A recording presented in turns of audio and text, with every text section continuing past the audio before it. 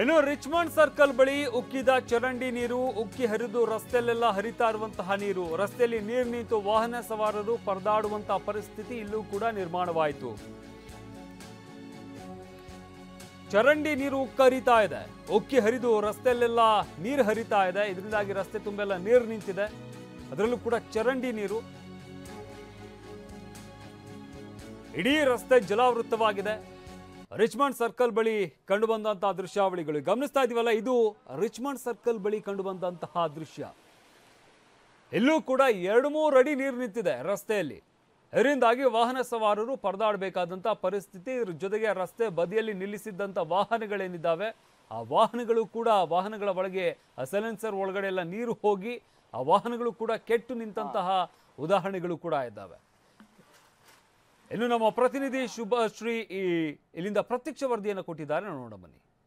ಸದ್ಯಕ್ಕೆ ನಾನು ಶಾಂತಿನಗರದ Richmond town ನಲ್ಲಿದ್ದೀನಿ. ತಾವು ರಸ್ತೆಯನ್ನ ಗಮನಿಸಬಹುದು. ಬರೀ 1 ಗಂಟೆ ಜೋರಾಗಿ ಸುರಿದಂತಹ ಮಳೆಗೆ ಯಾವ ಮಟ್ಟಿಗೆ ನೀರು ತುಂಬಿಕೊಂಡಿದೆ ಅನ್ನೋದನ್ನ ತಾವಿಲ್ಲಿ ಗಮನಿಸಬಹುದು.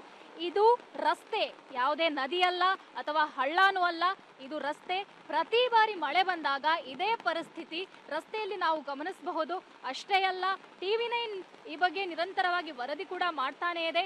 ಇನ್ನು ಬೆಂಗಳೂರಿನ ರಸ್ತೆಗಳ ಬಗ್ಗೆ ಹೇಳಲೇಬೇಕು. ಗುಂಡಿ ಬಿದ್ದಂತಹ ರಸ್ತೆ, ಅದರ ಮಧ್ಯೆ ಮಳೆ ಸುರಿದು ನೀರು ನಿಂತ್ರೆ ಇದರ ಪರಿಸ್ಥಿತಿ ಹೇಳೋದೇ ಬೇಡ. ಸವಾರರು ಹೈರಾಣಾಗಿ ಹೋಗ್ತಾರೆ. ಈ ರಸ್ತೆಯಲ್ಲೇ ಇದೀಗ ವಾಹನಗಳು ಪ್ರಯಾಣಿಸ್ತಾ ಇದೆ. ಇನ್ನು ದ್ವಿಚಕ್ರ ವಾಹನ ಸವಾರರು ಅಂತೂ ಈ ಮಳೆಯ ನೀರಿನಿಂದಾಗಿ ಕಂಗಾಲಾಗಿ ಹೋಗಿದ್ದಾರೆ.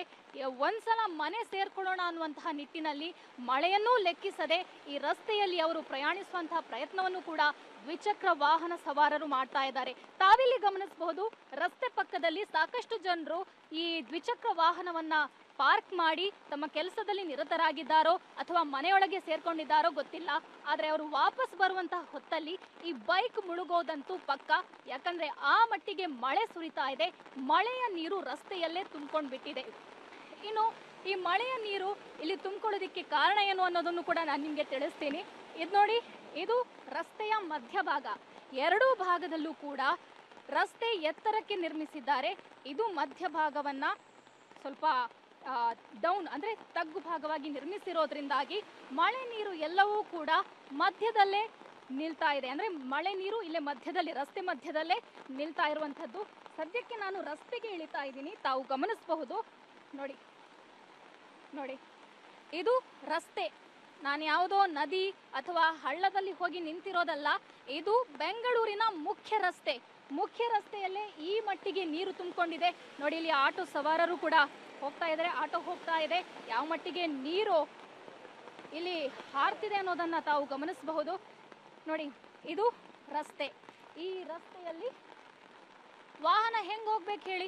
ಜೊತೆಗೆ ರಾತ್ರಿ ಇಷ್ಟೊತ್ತಿಗೆ ಮಳೆ ಸುರಿತಿದೆ ಅಂತ ತಕ್ಷಣ ಯಾವ್ಯಾವ ರಸ್ತೆಯಲ್ಲಿ ಪರಿಸ್ಥಿತಿ ಹೆಂಗಿದೆ ಅನ್ನೋದನ್ನ ನೋಡೋದಕ್ಕೂ ಕೂಡ ಯಾವುದೇ ರೀತಿಯಾಗಿಯೂ ಕೂಡ GBA ಅಧಿಕಾರಿಗಳು ಇಲ್ಲಿಗೆ ಬರ್ತಾ ಇಲ್ಲ.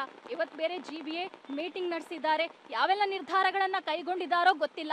ಆದ್ರೆ ಬೆಂಗಳೂರಿನ ರಸ್ತೆ ಗುಂಡಿ, ಅದೇ ರೀತಿ ಮಳೆ ಬಂದಾಗ ರಸ್ತೆಯಲ್ಲಿ ಆಗುವಂತಹ ಅನಾಹುತ, ರಸ್ತೆಯಲ್ಲಿ ನಿಲ್ಲುವಂತಹ ನೀರಿಗೆ ಮೊದಲ ಪರಿಹಾರವನ್ನ GBA ಅಧಿಕಾರಿಗಳು ಕೈಗೊಳ್ಳಬೇಕಾಗಿರೋದು ಅತಿ ಮುಖ್ಯ ಅನ್ನೋದ್ರಲ್ಲಿ 2 ಮಾತಿಲ್ಲ. ನನ್ನನ್ನೇ ನೋಡಬಹುದು, ನನ್ನ ಪಾದ ಅಂತೂ ಕಾಣ್ತಾನೆ ಇಲ್ಲ ನಿಮಗೆ. ಆ ಮಟ್ಟಿಗೆ ಇಲ್ಲಿ ನೀರು ತುಂಬಿಕೊಂಡಿದೆ. ಇದು ಬರೀ 1 ಗಂಟೆ ಸುರಿದಂತಹ ಮಳೆ. ಏನೇನಾದ್ರೂ ರಾತ್ರಿ ಪೂರ್ತಿ ಮಳೆ ಸುರಿದ್ರೆ ಬಹುಶಃ ಈ ಕಾಂಪೌಂಡು ಇದೆಲ್ಲವೂ ಕೂಡ ನೀರುಮಯ ಆಗಿಬಿಡುತ್ತೋ ಏನೋ ಅನ್ಸುತ್ತೆ. ಸದ್ಯಕ್ಕೆ ಅಧಿಕಾರಿಗಳು ಸೂಕ್ತ ಕ್ರಮ ಕೈಗೊಳ್ಳೋದು ಉತ್ತಮ ಅನ್ನೋದು ಕೂಡ TV9ನ ಕಳಕಳಿ. ಕ್ಯಾಮ್ರಾ ಪರ್ಸನ್ ಶರಣು ಜೊತೆ ಶುಭಶ್ರೀ ಜೈನ್, TV9 ಬೆಂಗಳೂರು.